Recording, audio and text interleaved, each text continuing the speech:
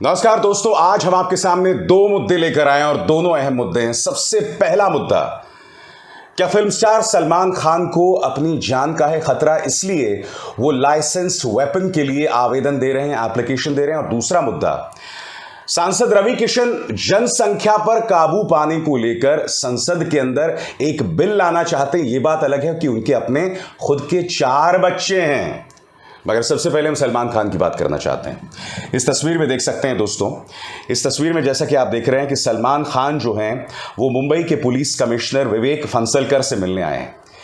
ये मुलाकात करीब 4 बजे होती है और न सिर्फ मुंबई के पुलिस कमिश्नर विवेक फंसलकर के साथ उनकी मुलाकात हुई, उनकी मुलाकात joint commissioner of police law and order विश्वास नागरे पाटिल के साथ भी हुई। बताया जा रहा है कि सलमान खान एक लाइसेंस्ड हथियार हासिल करना चाहते हैं, एक लाइसेंस वेपन हासिल करना चाहते हैं और उसी के फिजिकल वेरिफिकेशन के लिए एनडीटीवी के मुताबिक उसी के फिजिकल वेरिफिकेशन के लिए 4 बजे यह मुलाकात उनकी होती है मुंबई के पुलिस कमिश्नर और joint commissioner law and order विश्वास नागरे पाटिल के साथ। बड़ा प्रश्न कि सलमान खान दरअसल वेपन या हथियार क्यों हासिल करना चाहते हैं, तो आपको इस शख्स पर गौर करना पड़ेगा। इसका नाम है लॉरेंस बिश्नोई, गैंगस्टर जो इस वक्त पंजाब पुलिस के कब्जे में है। वो शख्स जिसके बारे में बताया जाता है कि इसने पंजाब के गायक सिद्धू मूसेवाला को मौत के घाट उतार दिया।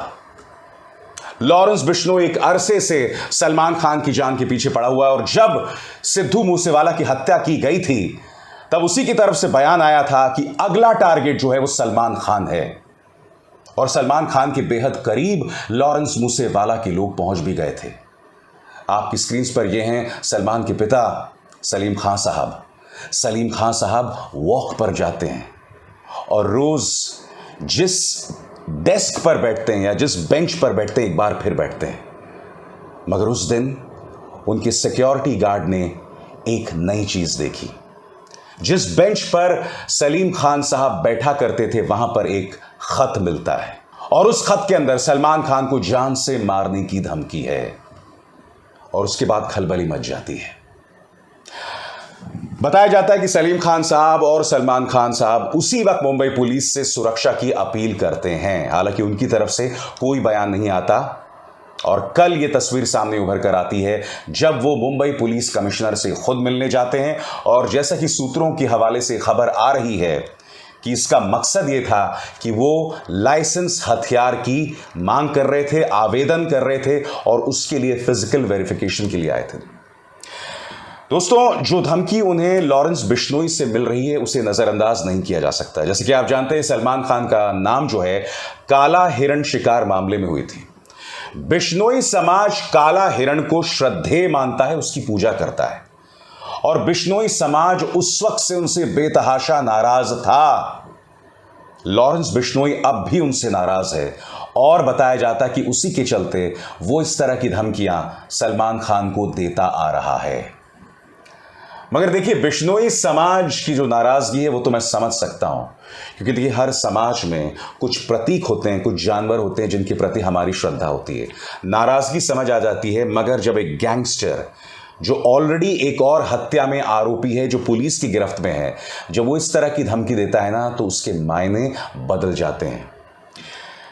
अब देखना यह होगा कि मुंबई पुलिस सलमान खान को किस तरह का प्रोटेक्शन देती है, क्योंकि देखिए सलमान खान जब भी कहीं पर जाते हैं तो मैंने जब भी देखा है उनके साथ उनके बॉडीगार्ड शेरा होते हैं, एक व्यक्ति होता है। अब शेरा जो हैं वो एक बाउंसर के तौर पर काम करते हैं। मैंने कभी उनके हाथ में हथियार नहीं देखा, वो अंदर हथियार रखते हो तो मुझे नहीं पता। मगर जिस तरह की धमकी सलमान को मिल रही है, क्योंकि ये ना भूलें इन गैंगस्टर्स के पास शार्प शूटर्स होते हैं, स्नाइपर्स होते हैं। स्नाइपर्स कौन होते हैं दोस्तों? जो एक दूरी से निशाना लगाते हैं और इनका जो निशाना होता है ना वो अचूक होता है।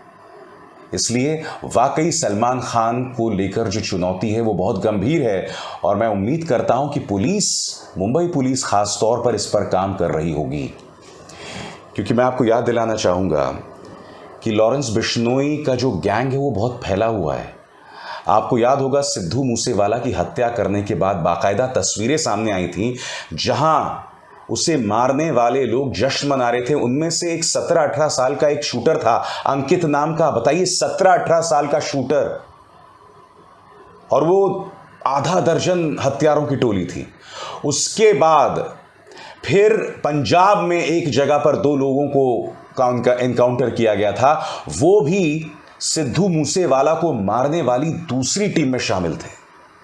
जिससे पता चलता है दोस्तों कि जिन लोगों ने सिद्धू मूसेवाला को मौत के घाट उतारे, उनके जो तार हैं कितने फैले हुए हैं। इससे पहले भी बताया गया है दोस्तों कि जिस व्यक्ति को सलमान खान को मारने की सुपारी दी गई थी, उसने रेकी भी की थी, यानी जायजा लिया था सलमान खान की सुरक्षा को लेकर। इसको लेकर भी खबरें आई थी और आपको याद होगा मैंने इस पर कार्यक्रम किया था और मैंने आपको बताया था कि ये चुनौती कितनी गंभीर है। इसलिए इसे नज़रअंदाज नहीं किया जा सकता, क्योंकि हमारे सामने ढेरों मिसालें हैं जहां फिल्मी हस्तियों को मौत के घाट उतारा गया है। गुलशन कुमार की मिसाल को हम नहीं भूल सकते।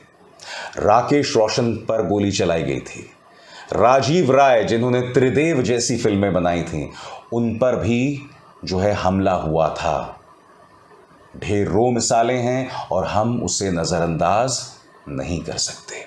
और आज की दूसरी खबर है, सांसद रवि किशन जनसंख्या नियंत्रण को लेकर बिल लाना चाहते हैं। उन्होंने आवेदन भी किया। मगर उससे पहले दोस्तों मैं आपको एक चीज़ बताना चाहता हूं।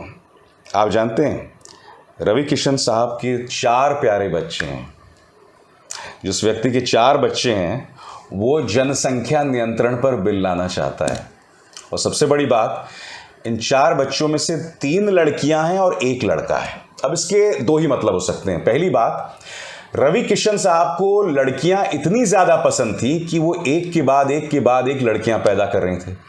और जब चौथा लड़का हुआ तब उन्हें लगा हो सकता है भैया 5वां भी अगर मैं पैदा करूंगा तो कहीं लड़का ही ना हो जाए। एक तो ये मकसद हो सकता है, एक तो इसका ये मतलब हो सकता है कि लड़कियों से इन्हें बेतहाशा प्यार है। या फिर जो बीमारी कई भारतीय परिवारों को होती है कि हमें अपना वंश बढ़ाने के लिए लड़का चाहिए, लड़की पे लड़की पैदा करते गए और जब लड़का हुआ तो फुल स्टॉप। मगर देखिए, डबल स्टैंडर्ड्स देखिए। जिस व्यक्ति के खुद के 4 प्यारे प्यारे बच्चे हों, मैं बता दूं दोस्तों, आपके बच्चे 4 हों या 9 हों, 9 इसलिए बोल रहा हूं क्योंकि आप जानते हैं लालू प्रसाद यादव जी के 9 बच्चे हैं। बच्चे हमेशा ईश्वर का रूप होते हैं, ईश्वर की देन होती है। हर प्राणी ईश्वर की देन होती है, उस पर तो कोई सवाल ही नहीं है। मुझे आपत्ति दोहरे मापदंड को लेकर है जो रवि किशन के लहजे में दिखाई देती है। क्योंकि देखिए, जनसंख्या पर काबू पाना चाहिए और भारत को ऐसा लग रहा है कि 2045 तक हमारी जो जनसंख्या है वो स्टेबलाइज हो जाएगी, फिर बढ़ेगी नहीं। मगर जो एक और चिंतित करने वाली खबर है कि 2023 में हम दुनिया की सबसे ज्यादा आबादी वाले देश बन जाएंगे और हम चीन को भी क्रॉस कर जाएंगे, जो अपने आप में बहुत शॉकिंग है। तो इसमें दो राय नहीं है कि जनसंख्या पर काबू पाया जाना चाहिए, मगर मुझे आपत्ति डबल स्टैंडर्ड्स पर है, दोहरे मापदंड पर है। क्योंकि देखिए, आपका मकसद यह नहीं कि जनसंख्या पर काबू पाया जाए, आपका मकसद यह है कि जनसंख्या के जरिए आप जो है मुसलमानों को टारगेट करें, माइनॉरिटीज को टारगेट करें। क्योंकि आपके पार्टी के एक बहुत बड़े नेता कह गए हैं, हम 5 या हम 5 हमारे 25। पता है ना कौन से बड़े नेता ने कहा था एक बार एक चुनावी अभियान में? तो कहने का अर्थ यह है कि आप उसके जरिए भी राजनीति खेल रहे हैं और कुछ नहीं। आपत्ति मुझे इस बात पर भी है। पहली आपत्ति दोहरे मापदंड पर कि जिस व्यक्ति के 4 प्यारे प्यारे बच्चे हैं वो जनसंख्या नियंत्रण की बात कर रहा है, और दूसरी बात, आप उसके जरिए सियासत करना चाहते हैं। मैं आपको बताना चाहूंगा कि इस मुद्दे पर सरकार का क्या कहना है। Minister of state for health Bharati Pravin Pawar has told the Rajya Sabha on Tuesday that the center is not considering any legislative measure for population control. Ms. Pawar said the government, in line with the National Population Policy 2000 and National Health Policy 2017, is seeking to stabilize the population by year 2045. Ms. Pawar said, according to the National Family Health Survey 5, the total fertility rate declined to 2.0 in 2019-21, which is below the replacement level. दो चीजें यहां पर कह रही हैं minister of state. पहली बात उन्होंने कहा कि देखिए, जनसंख्या पर काबू पाने के लिए हम कोई नया कानून नहीं ला रहे, और उन्होंने विश्वास जतलाया कि 2045 तक जो है हमारी जो जनसंख्या वो स्टेबलाइज हो जाएगी, फिर उसके बाद वो बढ़ेगी नहीं जैसा इस वक्त बढ़ रही है। मगर मैं एक बात स्पष्ट कर दूं, अगर नियत है तो यकीनन पॉपुलेशन पर कंट्रोल होना चाहिए, मगर उसका ठीकरा सिर्फ एक धर्म पे ना फोड़ा जाए। पढ़ाई कीजिए, देखिए कि जनसंख्या क्या सिर्फ एक खास वर्ग की वजह, खास धर्म की वजह से बढ़ रही है, इसको लेकर थोड़ा पढ़ाई कीजिए, शोध कीजिए। खैर, आज मैंने आपके सामने दो मुद्दे पेश किए। पहला मुद्दा सलमान खान की जान को खतरा, और दूसरा मुद्दा रवि किशन जनसंख्या पर काबू करने की बात कर रहे हैं।